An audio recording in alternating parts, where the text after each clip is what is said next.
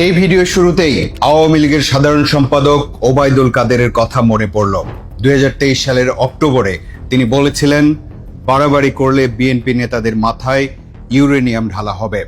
ফখরুল মইনুর মাথায় রাশিয়ার ইউরেনিয়াম ঢেলে দেব। তার এমন বক্তব্যের পর ইউরেনিয়াম মাথায় ঢালা যায় কিনা তা নিয়ে অনেক কথাবার্তা হয়েছে। সে প্রসঙ্গে কথা না বাড়িয়ে বলি, বর্তমানে আন্তর্জাতিক রাজনীতিতে তিনটা শব্দ ঘুরছে। শব্দগুলো হলো ইউরেনিয়াম এনরিচমেন্ট, নিউক্লিয়ার ক্যাপাবিলিটি আর হরমুজ প্রণালী। সম্প্রতি আমেরিকার প্রেসিডেন্ট ডোনাল্ড ট্রাম্প আবার ইউরেনিয়ামকে পারমাণবিক ধুলা হিসেবেও আখ্যা দিয়েছেন। Iran does not have a nuclear weapon. তাহলে প্রশ্ন হলো, ইউরেনিয়াম আসলে কি? এটা কি ধুলো, গ্যাস, ধাতু নাকি অন্য কিছু? মানুষ কি এটা বানায়? এই ইউরেনিয়াম এত মূল্যবান কেন? কেন একটি দেশের হাতে ইউরেনিয়াম থাকলে পুরো পৃথিবী চিন্তায় পড়ে যায়? এসব প্রশ্নের উত্তর খুঁজে আমরা বোঝার চেষ্টা করব মাটির নিচে থাকা এক ধরনের পাথর কিভাবে বিশ্ব রাজনীতির সবচেয়ে ভয়ঙ্কর শক্তিতে পরিণত হলো। এই ভিডিওতে ইরান যুদ্ধের আসল রহস্য জানতে পারবো, তাই শেষ পর্যন্ত দেখুন। ইরানের কাছে কিছু সমৃদ্ধ ইউরেনিয়াম আছে, এই জন্যই ইরানকে থামাতে উঠে পড়ে লেগেছে আমেরিকা আর ইসরায়েল। হাজার হাজার মানুষের জীবন যাচ্ছে, সারা বিশ্ব সংকটে পড়েছে, কিন্তু তাতে কোনো সমস্যা নেই, ইরানকে থামাতে হবে। সম্প্রতি আমেরিকার প্রেসিডেন্ট ডোনাল্ড ট্রাম্প তো বলেই বসেছেন যে ইরানের সমৃদ্ধ ইউরেনিয়াম যুক্তরাষ্ট্রে নেওয়া হবে। বিশ্বের সবচেয়ে বড় সমস্যার গোড়ায় যেন ওই ইউরেনিয়াম। কিন্তু প্রশ্ন হলো, ইউরেনিয়াম আসলে কি? প্রথমে বলে নেই, ইউরেনিয়াম কোনো রহস্যময় জাদুবস্তু নয়। এটা পৃথিবীতে থাকা একটি প্রাকৃতিক মৌল। এর রাসায়নিক প্রতীক হলো ক্যাপিটাল বা বড় হাতের ইউ। এটি ভারী ধাতব মৌল। এর রং ধূসর রূপালী। কোথায় থাকে এটা যদি বলে দেই তাহলে আবার খুঁজতে বের হবেন না প্লিজ। প্রকৃতিতে এটি একা পড়ে থাকে না, পাথর, খনিজ, মাটির স্তর বা আকরিকের সাথে মিশে থাকে। তার মানে ইউরেনিয়ামকে অনেকটা স্বর্ণের মতোই খুঁজে বের করতে হয়। মাটি কাটতে হয়, খনি তৈরি করতে হয়, আকরিক তুলতে হয়, তারপর আলাদা করতে হয়। অর্থাৎ এটা ল্যাবে বানানো কোনো বস্তু বা পদার্থ নয়, এটা প্রকৃতির দেওয়া সম্পদ। এখন কথা হচ্ছে, প্রকৃতি কি আপনাকে এমন মূল্যবান সম্পদ পারমাণবিক বোমা বানানোর জন্য দিয়েছে? সে প্রসঙ্গে পরে আসছি। এখন জানতে চাই, ইউরেনিয়ামের শুরুটা কোথায়? এই প্রশ্নের উত্তরে আরো অবাক করা তথ্য জানতে পারবেন। সেটা হলো, ইউরেনিয়াম কিন্তু পৃথিবীতে তৈরি হয়নি। বিজ্ঞানীরা বলছেন, ইউরেনিয়ামের মতো ভারী মৌল তৈরি হয়েছে কোটি কোটি বছর আগে মহাকাশে, বিশাল নক্ষত্র বিস্ফোরণের সময়। যখন কোনো বিশাল সুপারনোভা বা নক্ষত্র বিস্ফোরণে ধ্বংস হয়, তখন প্রচণ্ড শক্তিতে নতুন নতুন ভারী মৌল তৈরি হয়। সেই ধ্বংসাবশেষ থেকেই গঠিত হয়েছে আমাদের সৌরজগৎ। তার মানে আপনার হাতে যদি ইউরেনিয়ামের একটা টুকরো থাকে, তাহলে আপনি আসলে একটা নক্ষত্রের মৃত্যু থেকে জন্ম নেওয়া পদার্থ হাতে ধরে আছেন। এই কারণেই ইউরেনিয়াম শুধু খনিজ নয়, বরং এটা মহাজাগতিক ইতিহাসের অংশ। আমি জানি এরপর আপনার মাথায় কোন প্রশ্ন আসছে। জানতে চান তো যে পৃথিবীর কোথায় ইউরেনিয়াম আছে? আসলে ইউরেনিয়াম পৃথিবীর অনেক দেশেই আছে, তবে সব জায়গায় সমান নয়। তথ্য বলছে, সবচেয়ে বড় মজুদ ও উৎপাদনকারী দেশগুলোর মধ্যে আছে Kazakhstan, Canada, Australia, Namibia, Niger, Russia, Uzbekistan, যুক্তরাষ্ট্র, চীন। ইরানের নাম না বললে তো আবার বলবেন আমি কিছুই জানি না। ইরানে মধ্যম মানের মজুদ আছে, কিন্তু এর রাজনৈতিক গুরুত্ব অনেক বেশি। এখন প্রশ্ন হলো, ইউরেনিয়াম মানে কি পারমাণবিক বোমা? এই প্রশ্নের উত্তরে যাবার আগে একটা কথা বলে রাখি, যেসব দেশ থেকে ইউরেনিয়াম পাওয়া যায় তারা সবাই কিন্তু পারমাণবিক বোমা বানায়নি। এর কারণ কি?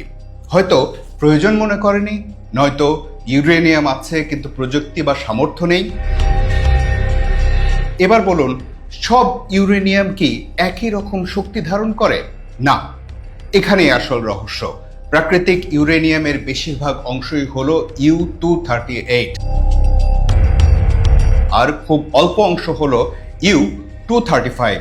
এই U-235 খুবই গুরুত্বপূর্ণ, কারণ এটি সহজে বিভাজিত হতে পারে আর বিভাজনের সময় বের হয় বিশাল শক্তি। তাই পৃথিবীর বড় শক্তিগুলো আসলে এই U-235 নিয়েই মাথা ঘামায়। বলা হচ্ছে ইরানে যে ইউরেনিয়াম আছে তা 60% সমৃদ্ধ। এটা যখন 90% সমৃদ্ধ হবে তখনই তা পারমাণবিক বোমায় রূপান্তর করা যাবে। তাহলে ইউরেনিয়াম এনরিচমেন্ট বা সমৃদ্ধ করা বলতে কি বোঝায়? এখন ধরুন আপনার কাছে প্রাকৃতিক ইউরেনিয়াম আছে, কিন্তু তাতে U-235 এর মাত্রা কম। তখন কি করা হয়? প্রযুক্তির মাধ্যমে U-235 এর পরিমাণ বাড়ানো হয়। এটাকেই বলে এনরিচমেন্ট। এখানেই আসে সেন্ট্রিফিউজের প্রসঙ্গ। এটা উচ্চ গতিতে ঘোরানোর মেশিন। এই প্রক্রিয়ায় হাজার হাজার মেশিন একসাথে চলে।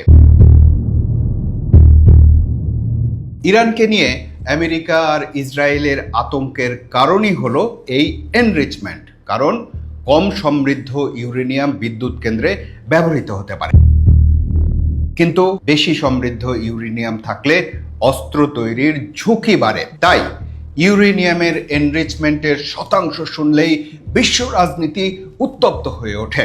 তাহলে একই জিনিস দিয়ে বিদ্যুৎ আবার বোমাও। হ্যাঁ, এটাই প্যারাডক্স। একদিকে নিউক্লিয়ার পাওয়ার প্ল্যান্ট, অন্যদিকে নিউক্লিয়ার ওয়েপন। একই মৌল, ভিন্ন ব্যবহার, ভিন্ন মাত্রা, ভিন্ন উদ্দেশ্য। যেমন আগুন দিয়ে রান্নাও করা যায়, আবার ঘরও পোড়ানো যায়। তাই কোনো দেশ যখন বলে আমরা শান্তিপূর্ণ কাজে ইউরেনিয়াম ব্যবহার করব, তখন বিশ্ব জিজ্ঞেস করে ঠিক আছে, কিন্তু মাত্রা কত? আমার মাথায় একটা প্রশ্ন এসেছে। প্রশ্নটা হলো, প্রকৃতিতে যে এত শক্তিশালী একটা জিনিস আছে সেটা মানুষ জানলো কিভাবে? সেটা 1789 সালের কথা। জার্মান রসায়নবিদ মার্টিন হাইনরিখ ক্ল্যাপরথ সে বছর এক ধরনের কালো খনিজ পদার্থ পরীক্ষা করতে গিয়ে নতুন মৌল শনাক্ত করেন। তিনি তখন সদ্য আবিষ্কৃত গ্রহ ইউরেনাসের নামে এর নাম দেন, সংক্ষেপে ইউ।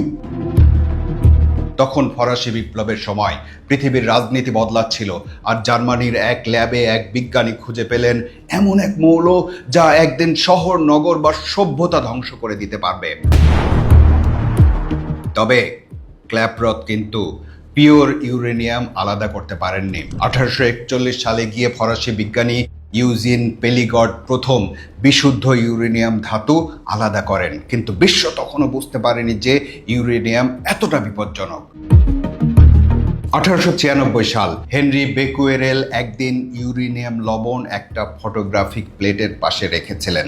তখন প্লেটটা কালো হয়ে যায়। তখন তিনি বুঝলেন এটা নিজে নিজেই শক্তি ছড়াচ্ছে। এটাই রেডিও অ্যাক্টিভিটি আবিষ্কারের শুরু। পরে ম্যারি কুরি এই গবেষণাকে আরো এগিয়ে নেন। এবার দ্বিতীয় বিশ্বযুদ্ধের সময়ে চলে আসি। যুক্তরাষ্ট্র ভয় পেয়ে গেল যে নাজি জার্মানি পারমাণবিক বোমা বানিয়ে ফেলতে পারে। সেই আশঙ্কা থেকেই তারা শুরু করলো ম্যানহাটন প্রজেক্ট, দ্বিতীয় বিশ্বযুদ্ধের গোপন প্রকল্প। এই গোপন প্রকল্পে যোগ দিল আমেরিকা, ব্রিটেন আর কানাডা। হাজার হাজার বিজ্ঞানী, সৈন্য আর প্রকৌশলী গোপনে একসাথে কাজ করতে শুরু করলো। সেই প্রকল্পে বিখ্যাত বিজ্ঞানী যে রবার্ট ওপেনহাইমারও ছিলেন।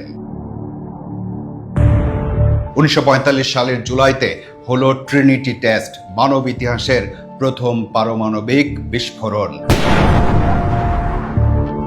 তারপর জাপানের হিরোশিমা আর নাগাসাকিতে হলো বাস্তব প্রয়োগ।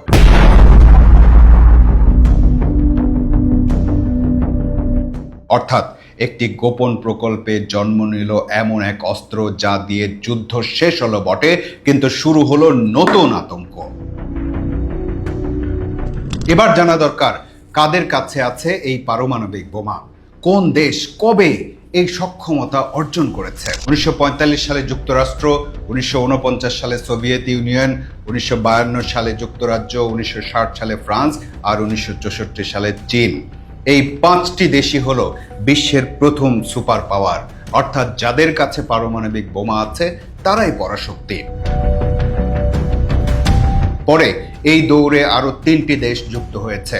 1974 সালে ভারত, 1998 সালে পাকিস্তান আর 2006 সালে উত্তর কোরিয়া। পারমাণবিক বোমার মালিকানায় ইসরায়েলের নামও কিন্তু আছে, কিন্তু তারা স্বীকার করে না, আবার অস্বীকারও করে না। পারমাণবিক বোমার মালিকানার ক্ষেত্রে এখন পর্যন্ত স্বীকৃত এবং একমাত্র মুসলিম দেশ হলো পাকিস্তান। কিন্তু পাকিস্তান তো নিয়মিতই আলোচনায় আসে। মূল কথা হলো, যে কর্মসূচিতে একসময় পশ্চিমারা শুরুতে সাহায্য করেছিল, পরে সেটাই পশ্চিমাদের মাথা ব্যথা হয়ে দাঁড়িয়েছে। ইরানকে নিয়ে এত ভয় কেন? ইরানকে নিয়ে এত আতঙ্কের কারণ হলো, ইরান শুধু একটি দেশ নয়, এটি মধ্যপ্রাচ্যের বড় শক্তি। যদি তারা উচ্চ স্তরের এনরিচমেন্ট ক্যাপাবিলিটি ধরে রাখে, তাহলে মধ্যপ্রাচ্যে আঞ্চলিক শক্তির ভারসাম্য বদলাতে পারে। ইসরায়েলের ঘুম হারাম হয়ে যেতে পারে, সৌদি আরব চাপে পড়ে, যুক্তরাষ্ট্র অস্থির হয়ে যায়, বিশ্বের তেলের বাজার কেঁপে ওঠে। তাহলে আমরা কি বুঝলাম? ইউরেনিয়াম শুধু বিজ্ঞান নয়, এটা জিওপলিটিক্স। এই ভূ রাজনীতির কারণেই মধ্যপ্রাচ্যে যুদ্ধ হয়তো কখনোই শেষ হবে না। আমেরিকা, ইসরায়েলও কখনো স্বস্তিতে থাকতে পারবে না। এ কারণেই আমেরিকা এখন ইরানের সমৃদ্ধ ইউরেনিয়াম নিয়ে নিতে চায়। ইরানের ইউরেনিয়াম যদি আমেরিকার হাতে চলে যায়, তাহলে মধ্যপ্রাচ্যে ইরানের ক্ষমতা কমে যাবে। সারা বিশ্বের কাছে নিজের বিজয়ের কথা গর্ব ভরে বলতে পারবে আমেরিকা, কারণ এটা শুধু খনিজ দখলের হিসাব নয়, এটা প্রযুক্তি থামানোর, সময় থামানো আর শক্তি থামানোর খেলা। সবশেষ কথা হলো, ইরান যুদ্ধকে যদি ক্ষেপণাস্ত্রের যুদ্ধ ভাবেন, তাহলে অর্ধেক বুঝবেন। এটা জ্বালানির যুদ্ধ, এটা সমুদ্রপথের যুদ্ধ, প্রযুক্তির যুদ্ধ, ভবিষ্যৎ শক্তির যুদ্ধ। আর সেই যুদ্ধের কেন্দ্রে আছে মাটির নিচে থাকা এক ধরনের পাথর, যা কোটি বছর আগে জন্ম নিয়েছিল মহাকাশে। আজ সেটার নাম শুনেই কেঁপে ওঠে পৃথিবী, ইউরেনিয়াম। আলোচনা শেষ, এবার একটা প্রশ্নের উত্তর দিন। সর্বশেষ স্বীকৃত পারমাণবিক শক্তিধর দেশ কোনটি?